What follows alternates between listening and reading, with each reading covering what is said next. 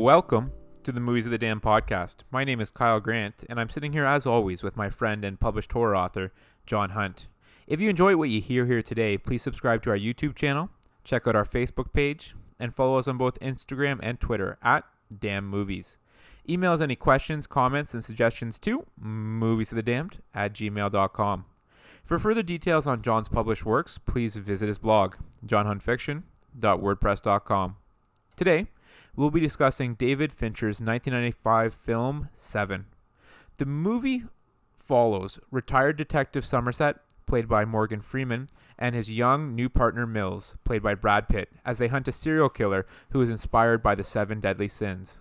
A cat and mouse game that ensues, with the detectives closing in on the killer, but they narrowly miss him as he escapes. To everyone's surprise, though, he turns himself in after only 5 of the 7 bodies have been discovered. The killer then agrees to take the detectives to the bodies of the 2 final victims. They then travel to a remote desert location where a box is delivered containing Mills's wife's head, revealing that he killed her out of envy. Mills then shoots him, completing the final killing out of wrath. Ethan, love it that you're here today for this one. Can't wait to hear your thoughts on this. And folks, as we had mentioned on a previous podcast, go on YouTube, head to Ethan's YouTube channel, Ethan J. Hunt Films, and check out his movie Grimm. It is worth the watch. But on to Se7en. John, opening thoughts on this movie?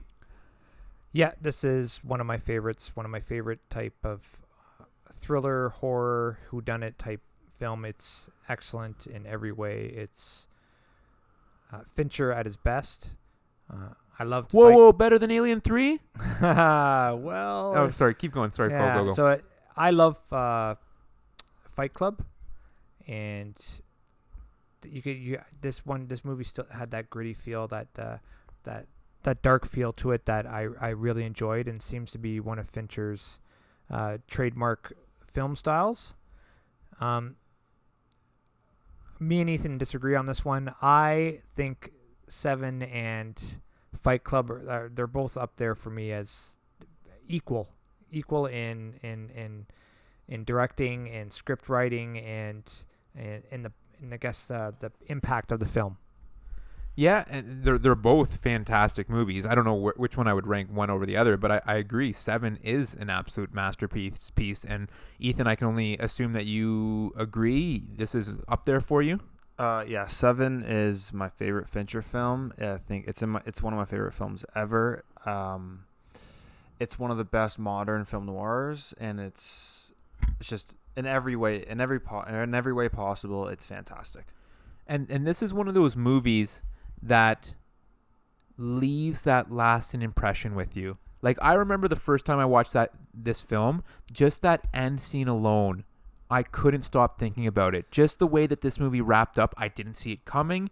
It caught me completely off guard. It made perfect sense, and it just leaves you kind of sick to your stomach leaving the movie. I knew what happened, and I still was just like blown away. Yeah, like it does absolutely blow your mind, eh? Well, yeah, it's just amazing. That final scene is one of the best directed scenes of the last 30 years, I'd argue. Just based purely on shot selection and blocking, but and the acting. Oh, like, yeah, just to hear Brad Pitt's voice really change when he starts just screaming. I think the line is "What's in the box?" or something like that, and just like, he had grief written all over him there. It was so well done. He was dating Gwyneth Paltrow at the time, so that might have helped. Seriously? Yeah. Oh, I had no idea about that. Okay, that's pretty crazy. John, you have the same thoughts on that last scene? Did that leave you with something? The last scene was great. I knew he would use Brad Pitt for Wrath, but I had no idea that... Oh, you knew? Honestly, you predicted that? No, I didn't know that the wife's head would be in a box, but you could tell from the entire movie and the theme of the movie that Brad Pitt represented Wrath. So I knew he'd be in there some way. And then when they're saying that at the end that it had to be those 2 detectives, they had to go with them. And the 7 deadly sins weren't captured yet. He was definitely involved. I had no idea it would be the wife's head in there though, or that he would envy Brad Pitt. I had no idea about that. See, because I didn't know that. I didn't know what they were going into, but I remember him saying, "I will show you where the other 2 victims' bodies are." So I thought it had already been carried out.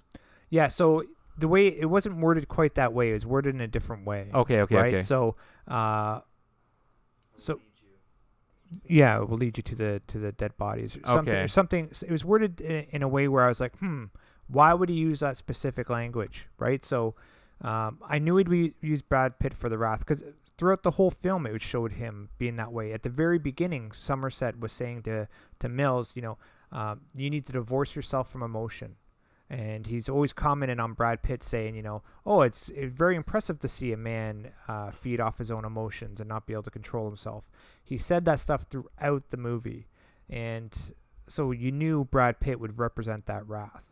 So do you believe then, and I'd actually like to get both your thoughts on this, do you believe that Kevin Spacey, the killer, it was always his intention for himself to be the final victim? To have a detective kill him at the end for wrath? Do you think that was always his plan from the beginning? I think he decided to use Brad Pitt for wrath and look into Brad Pitt more when he took the photos of him at that scene. So you don't think he had planned out those final two killings? I had to. Well, no, it's one of those things that he was working on as he was going. I thought he had a tight timeline with how it was going, because it started off, you could tell with that at the beginning, Monday, Tuesday, Wednesday. Like, I thought he had a tight timeline to finish his 7 deadly sins. I did have a question about whether or not he chose, where he wanted Somerset to be the person to do it. Because look at it, at the very beginning, Somerset said he had 7 days until retirement. Yeah.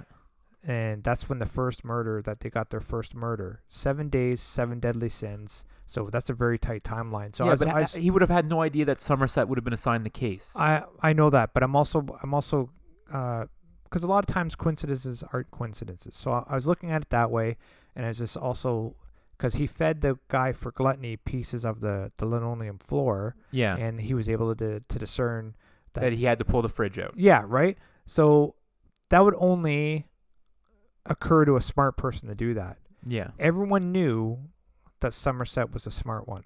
So I'm wondering, where that came from. Because otherwise, if he was very detailed and specific in his planning. So he would have to trust that someone would have picked that up. Otherwise, they wouldn't have known his gluttony thing until the greed thing. Yeah, no, you're right. What do you think, Ethan? Yeah, that he came up with that during the middle of it. If it had been his plan all along, I think it would have made the movie a lot worse. Yeah, because I was thinking about that too, that like if he had planned this from the very beginning, he would have been pretty screwed if 2 detectives have been assigned the case who aren't married. Well, that, and also there's no way he would have called that he would have become envious of David Mills. Yeah. He was annoyed at himself that he was envious of that. He came to the realization that he did kind of want David Mills' life, and that kind of forced him, that changed his plan a little bit. It wasn't, he didn't go out seeking to find someone who he could envy. That makes no sense. He would never do that, right? But if it hadn't have been Mills who was the detective, he would have sought someone out then, you think? Yeah. Just like he did with the other sins. I think he had a plan for the other 2 people, or at least the other one, and then midway through realized he was envious, so switched it up. That's what I think. Interesting, John, and that's what you're kind of on that? I absolutely agree with that. Look at how the plans that this guy had, John Doe. So he had that guy. Yeah, that was pretty detailed. I can only imagine how long those books took to put together for this. I don't even mean that. I mean, like, he kept that one guy, Victor. For a year. So he didn't have the other guys planned. He absolutely had them unplanned. Okay. But it was like running into Brad Pitt and seeing that anger, that wrath, and going, "Oh, this is the detective looking after me." And then he starts tries to investigate the detectives, and that's when it comes out. They say, "Oh, look at this life that this guy has. Look at the love that he has." So it kind of fell into his lap perfectly almost. Yeah, and then he had to change plans. Oh, interesting. Right, that's what I think. I just don't know whether or not he targeted Somerset, because those pieces of plastic is very.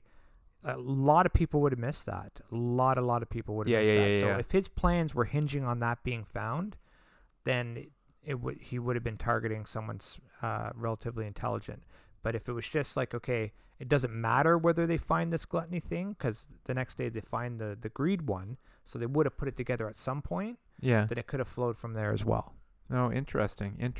Ethan, same thoughts on that as far as Well, it flowing together? Yeah, that's what I was about to say at the end, because he hid the gluttony thing behind it, and then so it was hard to find. And then the next one with the lawyer, greed was written in blood in huge letters on the thing in the office, right? So To make it a little bit more obvious, almost. yeah, make it more obvious so they would find the other thing, or at least I guess assume that, right? Yeah. Because I don't think it was necessary for Somerset to find that. I think that was just character development to show how smart he was. And it did show how smart he was. And this isn't really character development. These are just my observations. And all stuff like this always hits me when we watch kind of these older movies. And this one is an older movie now, right?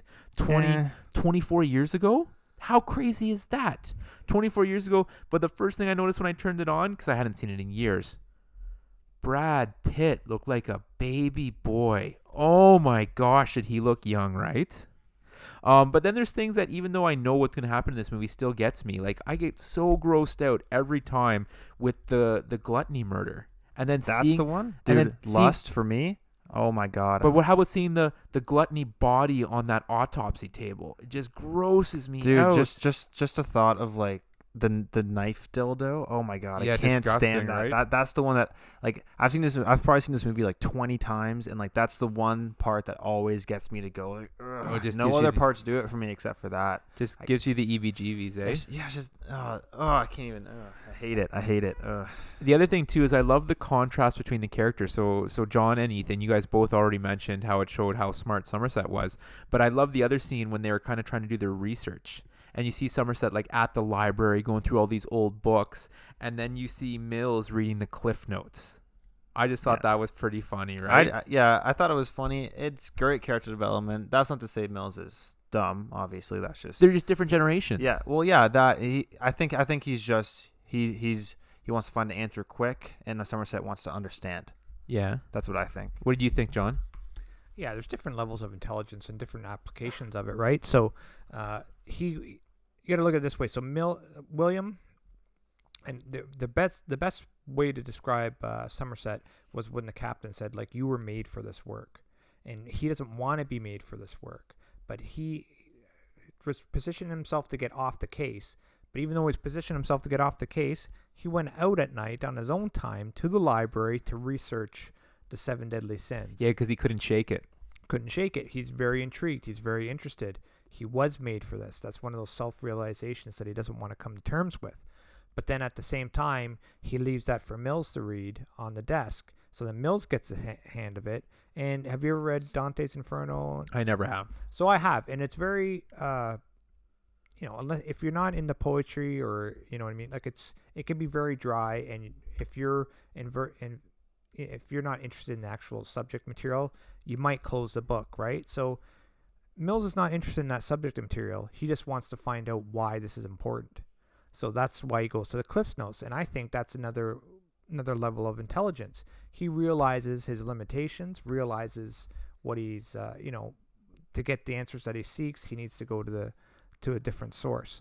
And I like that about them both, right? Because Mills is also very interested. Mills has a different idea of good and evil than Somerset does, but they still try to work towards the same goal. Somerset from the aspect of this is interesting to me, this is very intriguing, this person's different, and I want to learn more. Like Ethan said, I want to understand, whereas Mills is like, the guy's crazy, he's evil, we need to stop him.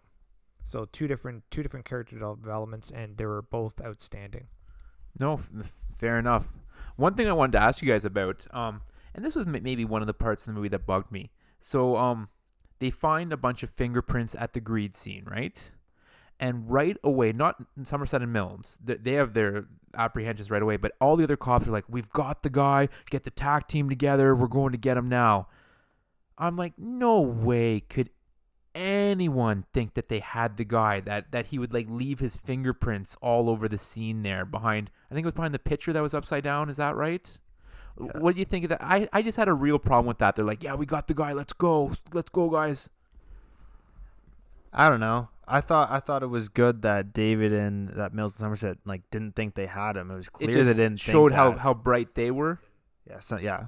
Mills was just hopeful. I Yeah, think. no, I think Mills Mills was- too is like, I think, in all, they were hoping they had him, so they were wishing that they did. yeah, Right? I don't think anyone could have actually believed that. They were just getting ready because they've seen what this is a new lead in the case, and they've seen what this disgusting person has done before. yeah, And secondly, you got to look at it from their standpoint. So the fingerprints on the wall, when illuminated or when drawn up, said "help me," right? So they didn't know what they were looking at, but they did look into this guy's background, and he had a history of violence and a history of deviation behavior or deviant behavior, what do you want to call it. So then you could look at those fingerprints two ways. It could be "help me, I'm doing this bad stuff," or "help me, I need your help." Either way, I think as police officers or whatever, you're going to be going to that house the way that they did, with tack, doing that type of entry, making sure that is not the guy, or if he is the guy, you're able to deal with it. I just wish they had said that in that quick like debrief they did. It's like, we're not sure if this is a suspect or another victim. Just a quick line like that. Yeah, so but you got that from what Ethan said from Mills and Somerset. So Mills on the way down was like, you don't think this is our guy. Yeah, and yeah. So, and he was already, because Mills already came to that conclusion, but he was like confirming that with Somerset. And Somerset's like, no, right? And then they're in the apartment, and it's one of my favorite jump scares ever in a movie, and it gets me every time. And I knew it was coming, but it still made me jump when he kind of like, I don't know if he sits up or he screams or whatever. Oh my gosh. One thing I wanted to add from that scene, though, that I thought was pure genius, and you could tell the filmmakers did their homework here. The fact that there were air fresheners everywhere. And for anybody who's ever had the misfortune of being around a deceased body, especially one that's been sitting there for a while, you know the smell is absolutely putrid, right? And so it made sense that he put up all those air fresheners to kind of stop the neighbors from calling in. I just thought that was a fantastic detail, and it just adds to how great of a movie this was altogether. That whole sequence, just in general, was expertly handled. Like it was more tense, and it was better shot selection, just better everything, better build up than 99% of horror movies do with tense scenes. Yeah. I agree. Right? Like, and this isn't even a horror movie, right? Like, no, this would be like you said, a dark thriller, but it has horror elements to it. It doesn't have the fear element. It has like that one kind of scene, but still, tension is in everything. Tension is in Inglourious Basterds. It's not a horror movie. No, fair right? enough. So, yeah, but just, oh my God, it's so great. This whole movie's so great. One thing that caught me off guard, John, and maybe you can speak to this, and I did not see this coming. And again, it was so long ago that I saw this movie the first time, but I did not see him turning himself in. Yeah, I had no idea. I had no idea about that either. So I really liked it. That's what I thought they would eventually catch him. You knew there was going to be some sort of a confrontation at the end, but in no way did I see him turning himself in, especially after he just worked so hard to get away. I know, but at the same time, once again, I knew there was a tight deadline. The 7 deadly sins, the 7 days, the way they went through the week. I knew there was a tight deadline, so I knew the confrontation would be quick, or would happen relatively soon. But I had no idea he'd be turning himself in. No idea. Yeah, interesting stuff. I thought he might have, led breadcrumbs to where he might be, like into a trap or something. Yeah, something like that, right? Something, So that's what was really for me what was great about this film. There were so many different aspects or avenues where they kind of lead you down one way, and in typical films that you watch, you're expecting a certain thing, and then it takes a complete left turn, and you're like, oh, that's surprising. I didn't see it coming. Thank you. I love it when that happens, right? Those are great things that happen. I will say that one scene with the air fresheners and the Victor scene, that tension in there, the way they're going in and dealing with that reminded me of Silence of the Lambs when Clarice is in the basement. That's the type of tension it had for me. Oh, okay. I really enjoyed That's high that. praise, that comparison. Yeah, that's great. I love that part. Interesting. I just have some cool fun facts about this movie that I'd like to share. Yeah, go ahead. Okay, so the producers, after reading the script, they were dying to change the ending. Yes, I read that dying to change the ending. So like, and the casting was completely different. But so they wanted to have one of the dog's head in the box, which I think would have been worse than the wife's head personally. But and then they wanted to have Somerset shoot Kevin Spacey and stuff like that and all that crap. And so they rewrote the script, as producers did. They accidentally sent David Fincher the original one. I saw that too. Yeah. So then him and Brad Pitt were like, I want in if it's the original, right? And then they wanted Val Kilmer and Al Pacino as the two people, which would have been this movie could have been so terrible. But other people that I read who turned it down, Denzel Washington and Sylvester Stallone. Yeah, that would have been awful. That would have been so bad. I'm talking Stallone. Denzel's awesome. Denzel would have killed it. Denzel and Brad Pitt could have been a cool combination. Yeah, 100%. It's all great. Also, they kept Kevin Spacey out of every single promotion trailer, everything for this movie. He's not on any posters. He's not on any trailers. He's not on anything. So when he first shows up, I knew what happened at the end of the movie. I did not know Kevin Spacey was in this movie. Like when I first watched it, like they kept it so secret, and I love that. And there's also a bunch of little stuff like that. But one of my favorite parts that I think David Fincher does very well is setting the tone of the movie with the rain. Oh, okay, yeah. Because it rains and pours every single day except for the last day. And that was actually just coincidence because the first day they shot, it poured rain. So David Fincher decided to use the rain machines for the rest of the time. That wasn't planned. Oh, interesting. Yeah. Well, I think it added, as you said, to the mood and the atmosphere. 100%. It just made it very, very dark almost, right? Yeah. No, it's very, very interesting stuff. Did you know that they wanted to change the ending, John? Yes, I did know that. But the rain thing to me was great for. Because it's like vintage crime noir, right? Like it's always raining. Always, it has that very good vibe to it. What I wanted to ask though is like what I found very interesting about this film, not the new Joker film, but in the Dark Knight and other Joker films, John Doe is like the Joker, no fingerprints. They don't know who he is, and he's violent and manipulative, and a genius. Yeah, he's very high intelligence, right? So I was thinking, I was like watching him, like this guy's the Joker. When I was watching it, right? Yeah. I was like, he's such a good character attribute to have when you're trying to bring someone along that's very evil. And I thought it was interesting there that you just brought up the high intelligence because I was just going to mention that in just kind of how he had things figured out at the end to get Mills and Somerset to go with him. Where he had thought it through perfectly. And it's like, if you don't do this, I'm going to plead insanity and I'm going to get off type of thing, right? And he's absolutely right. Yeah. And so I thought that was so cool. But we're kind of moving to the point that I have a problem with. Okay, go. Somerset does not open that box. You hear as soon as the box gets there, the cops in the helicopter are even saying, we have a box, we need a bomb squad. Yep. There's no way he opens that box. Okay. So, this is why I think he does open the box. He's Somerset. This would not end with a bomb. And he knows that. Okay. Like, why would he... Somerset would not... After everything that this guy has gone through to set up the 7 deadly sins and the show to lead them to the bodies at the end, he's going to have a bomb delivered to them and blow them all up. Does not make sense. Police procedure, they might have forced the issue, but they were pretty far away. Look at the place that was picked, right? Could be followed by helicopter, but they couldn't set down because of the power lines. So there's no quick way to get down there, right, to deal with this issue. But once again, like Somerset looking at this character John Doe, it wouldn't conform with this plan. But it could, and here's why. But it couldn't. Earlier on in the movie, okay, Kevin Spacey talks about how much he admires police officers. Mm-hmm. And maybe in getting to do his research about him, he became envious of Somerset. Yeah. Kills him with the bomb, and then Mills shoots him in wrath. What do you mean? Like, do you think? Yeah, there's. Well, it's a possibility. All I'm saying is there's no way he opens this box. He's worried about a bomb.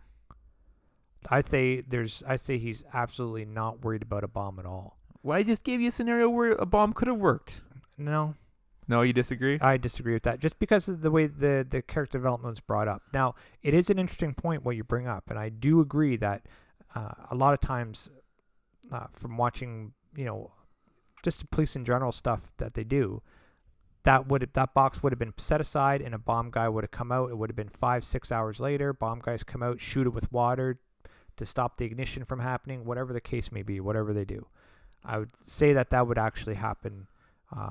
Yes, but in this case, the way it was all set up, the way it was all built, it made perfect sense to me that Somerset opens that box, and this is why that you don't hear a lot of people talking about that, because it makes a lot of perfect sense to a lot of people.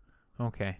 Ethan, you're gonna have to settle the disagreement here. Are you with me that he would have done his due diligence? No. Okay. Other than that point that Dad just brought up, which is a good point. They've also built Somerset's character up the whole time to be an interested person, intrigued person. He doesn't want to wait 6 hours to find out what's going to happen. He's retired. Honestly, he doesn't like he knows that, and B, he's too interested. He's too interested. Okay, no fair. I guess I gotta go with the Hunt fellas here, right? That he would open the box. No, that is a valid point that you bring up. It is a valid point.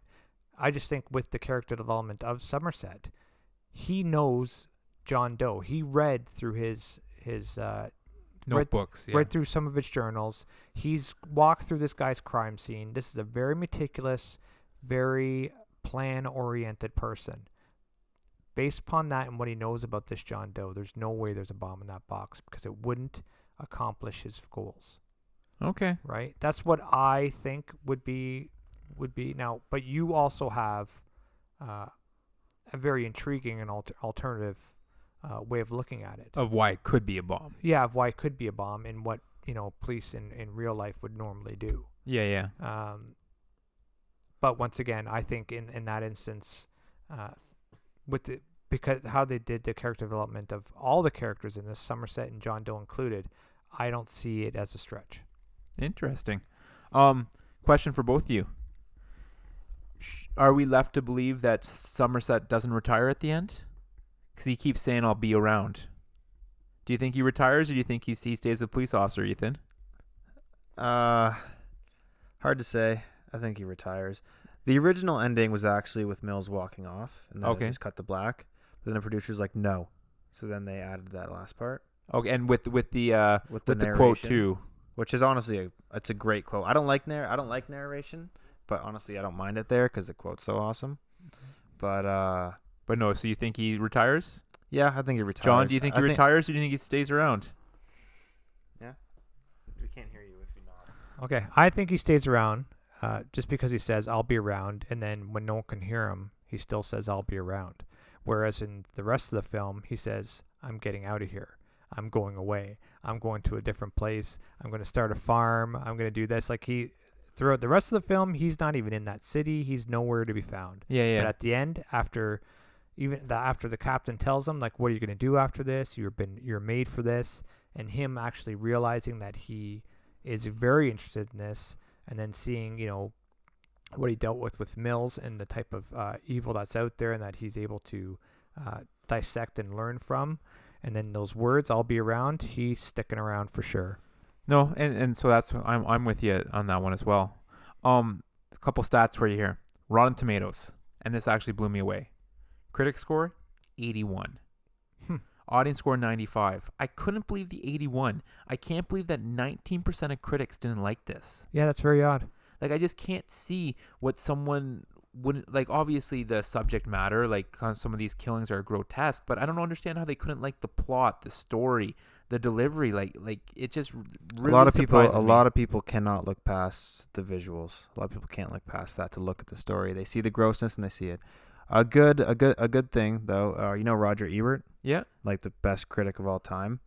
This movie is on his great movies list. Okay. Which is like, how long was that list? Do you know? I'd say maybe 150 movies. Okay. 200. So it's very exclusive, and he only because he's also probably seen like every movie ever made, right? Yeah. So when a movie got on his great movies list, you knew it was a fantastic, like above every other movie type of movie, and this one got on there, which I think it totally deserves it. And all I'm saying with that discrepancy in Rotten Tomatoes, I'm with the 95. I'm 100%. I'm there in the 100%. 90s. I'm not 81 like the critics. No, yeah, 100% I am. Budget $33 million, Box office ended up bringing in over 327 million. Big money. And then also think about when this came out in 95. This was like the golden age for like selling DVDs and then later Blu-rays. Like, and with this being such like a fan-friendly, like cult classic type movie, I can only imagine how much money this thing ended up bringing in. We're probably thinking like over like 500 million at this point. It's definitely a perennial seller, man. Like 100%. It's still bringing cash. Yeah. And then obviously they didn't make a sequel to this, although I think 8 is a catchy title. But they better not make a sequel to this. I'll be so mad. No, you don't. You like that 7-2-8. I like that. Airplane 2, the sequel. Yeah. Exactly like that. They ended up writing a novel based on this, and also ended up doing a comic book set, which I actually want to get my hands on. And apparently, it's a 7 comic book set, and each comic book focuses on one of the deadly sins. So I think that could actually be like kind of an interesting graphic novel type of thing. Well, fellas, one thing, nominated for an Oscar for Best Film Editing, which I was a little disappointed in too. I thought maybe this could get maybe a directing nod or Best Picture or some acting, but no. Dude, that opening credit sequence is one of the best opening credit sequences of all time. So it's not surprising that it got nominated for film editing because it's just fantastic. Very cool. Well, Ethan, John, any last thoughts here on this one? Negative. Ethan, anything else? Nope. Nothing. All right. Well, please subscribe to our YouTube channel. Check out our Facebook page and follow us on both Twitter and Instagram @DamnMovies. We want to hear what you thought of today's podcast and any suggestions you have, especially in terms of what movies you'd like us to discuss next. Send us an email to moviesofthedamned@gmail.com. Please also check out John's full-length novels. His first 2 novels, Dollhouse and The Tracker, are Amazon bestsellers, and his novella Balance is also available on Amazon. You can pre-order John's newest full-length novel, Off the Grid, right now at blackrosewriting.com. For further details on John's other published works, please visit his blog, johnhuntfiction.wordpress.com. Thanks for listening, and we'll see you next time. Yeah, and for those interested, I also have a short story horror anthology out. It's going to be available October 31st on Amazon. And yeah, thanks for listening. Have a great week. Be kind, everyone.